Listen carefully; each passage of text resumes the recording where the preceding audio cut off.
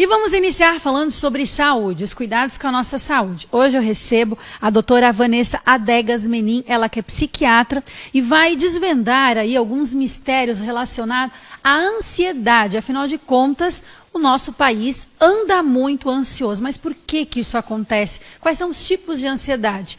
E hoje nós vamos falar sobre síndrome do pânico. Tudo bom, Vanessa? Boa tarde, Ju. Boa tarde, pessoal.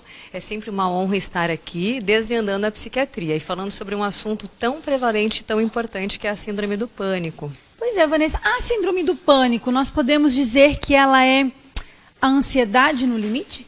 Na verdade, não, Ju. É um pouquinho mais complexo do que isso.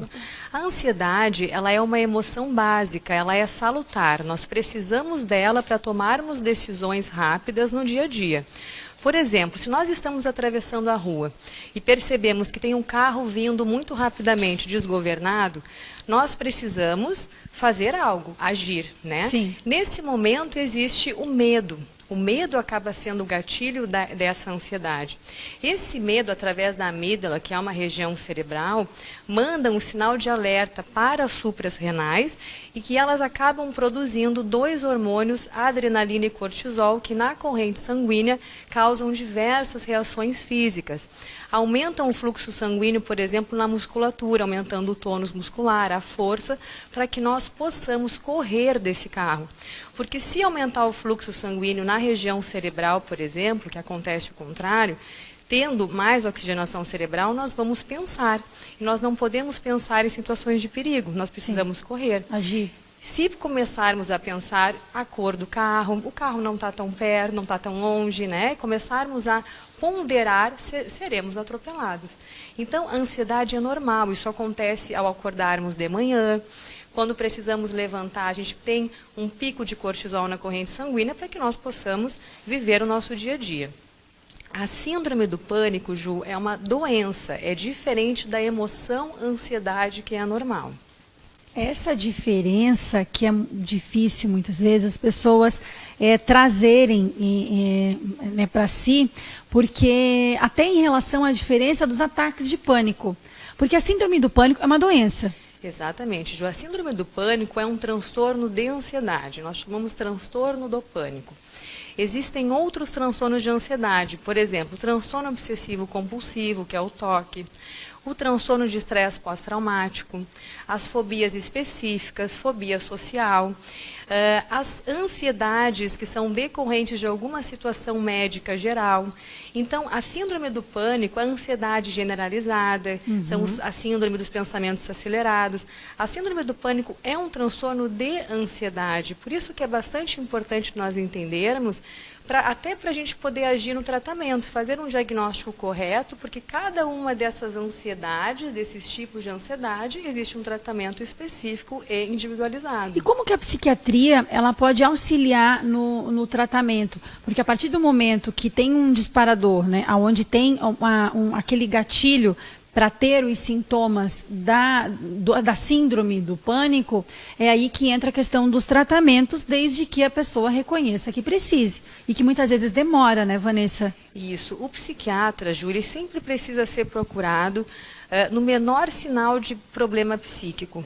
Quando a pessoa começa a perceber que existe algo de errado na saúde mental, às vezes até sintomas físicos, porque o cortisol e a adrenalina, eles causam reações físicas, palpitação, né, ataque cardíaco. Por quê? Porque aumenta a frequência cardíaca, esses hormônios na corrente sanguínea, dor gastrointestinal, desconforto, formigamentos, a sensação de falta de ar, de sufocamento, de asfixia. Então, são sintomas físicos, inclusive é bem comum as pessoas procurarem antes do psiquiatra, o médico clínico ou o cardiologista. Achando que está tendo alguma outra patologia. Exatamente, porque realmente os ataques de pânico, que não necessariamente são a síndrome do pânico, mas que estão na síndrome do pânico, eu vou explicar um pouquinho melhor sobre isso, eles causam todas essas reações e eles mimetizam, esses ataques, o infarto agudo do miocárdio. Então, é muito normal e comum nas emergências os médicos plantonistas receberem esse tipo de paciente, achando que estão infartando e, na verdade, é um transtorno de ansiedade, a síndrome do pânico ou um ataque de pânico isolado.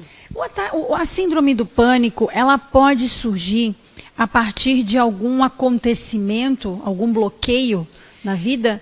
Sabe por que eu te pergunto isso? Na semana passada, quando eu anunciei que nós estaríamos trazendo essa semana o assunto a síndrome do pânico, no mesmo dia à noite, eu não vou falar o nome, já prometi, eu no mesmo dia à noite recebi um WhatsApp de uma telespectadora, onde ela relatou que faz em torno de um ano e meio, mais ou menos, 2 anos, se eu não me recordo isso, ela não dirige mais, ela não tem mais vontade de pegar o carro, ela pediu até para mim não entrar em detalhes, porque senão algumas pessoas conhecidas estariam assistindo e poderiam já, né, enfim, identificar. Mas, enfim, que isso não acontece em função de um acontecimento, que eu sei qual foi, porque ela me relatou, em função de um acontecimento que teve no município aqui vizinho, e ela teve esse bloqueio, ela não consegue mais.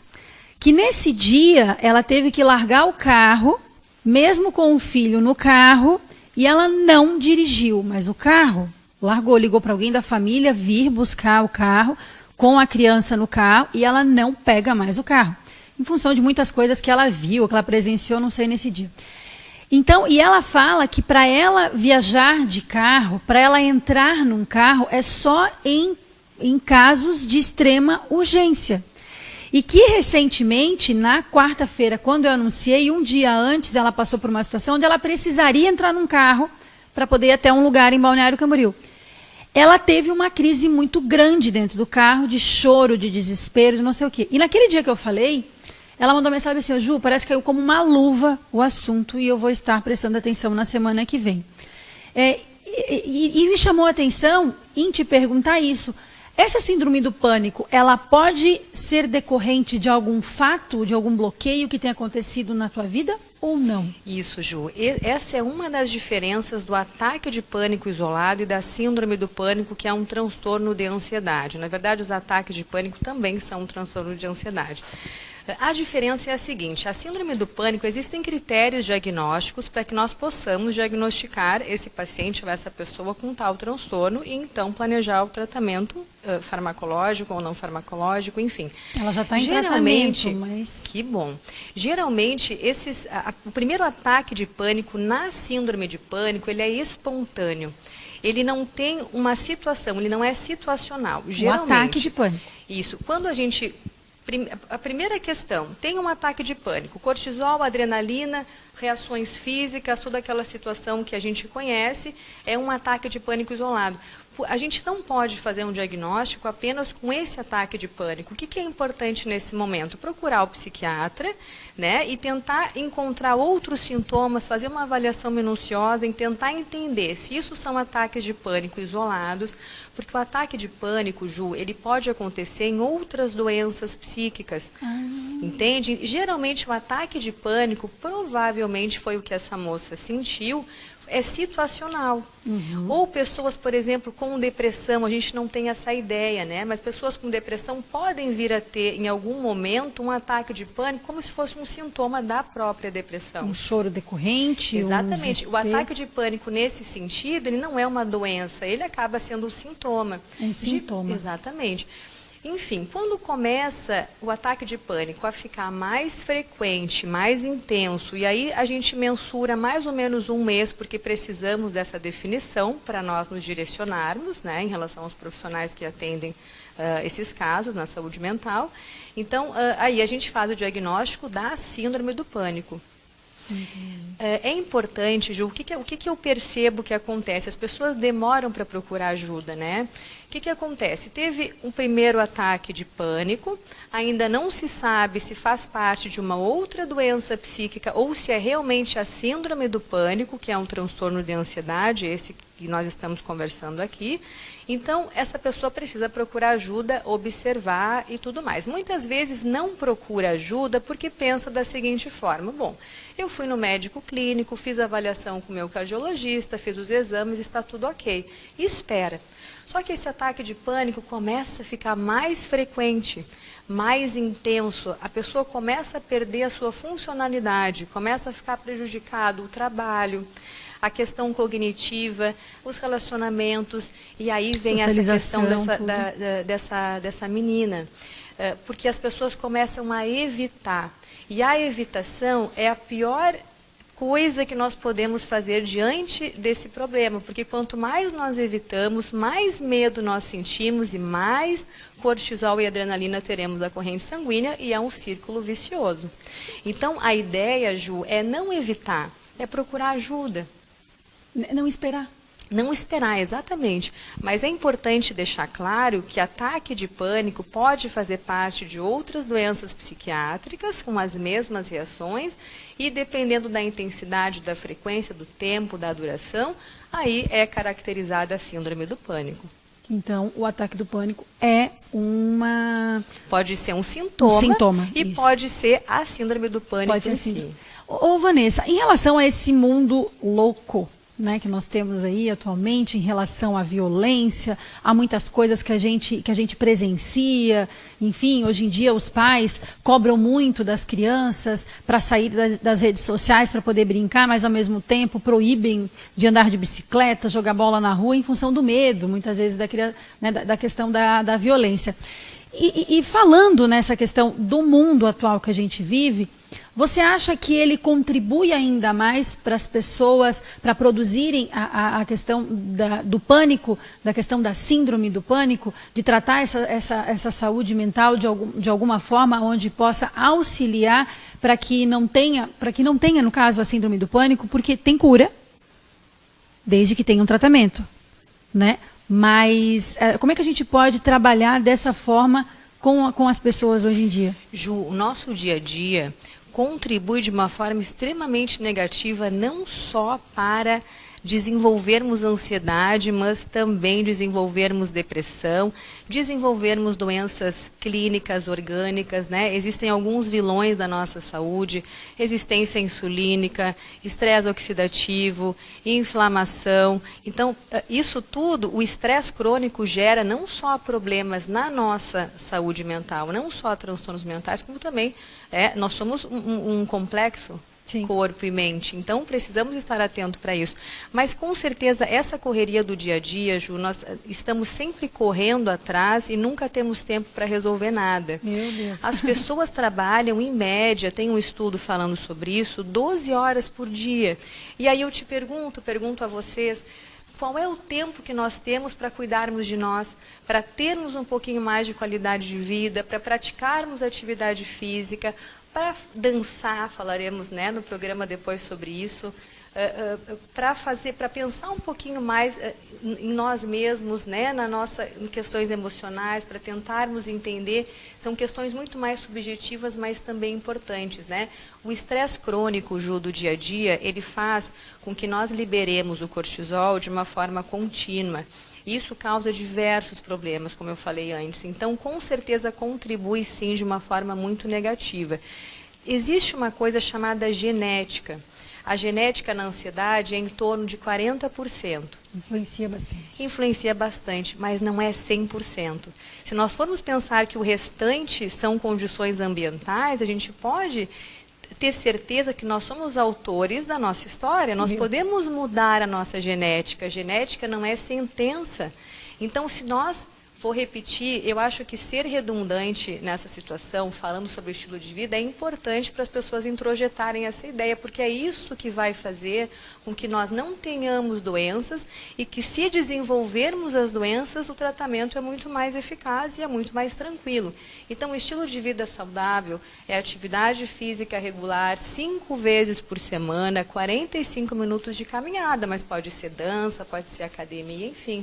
Alimentação saudável, sem industrializados, cuidado com açúcar, tem uma gama de informações em relação a isso, né? E o sono reparador, a higiene do sono, que eu tenho conversado tanto. Ai, eu quero falar sobre esse assunto aqui uma hora. E é bastante importante. São medidas não farmacológicas para insônia, mas não só para insônia, né, Ju? Todas as pessoas deveriam praticar a higiene do sono, é tão importante. É a questão da qualidade de vida que todo mundo procura, né? A gente hoje em dia escuta falar tanto em relação a isso, a busca pela qualidade de vida, pelo bem-estar e isso e aquilo. Ai, mas fulano aconteceu isso, tinha uma alimentação ótima. Ai, ciclano participava todos os dias de uma atividade física, mas foi lá, teve infarto.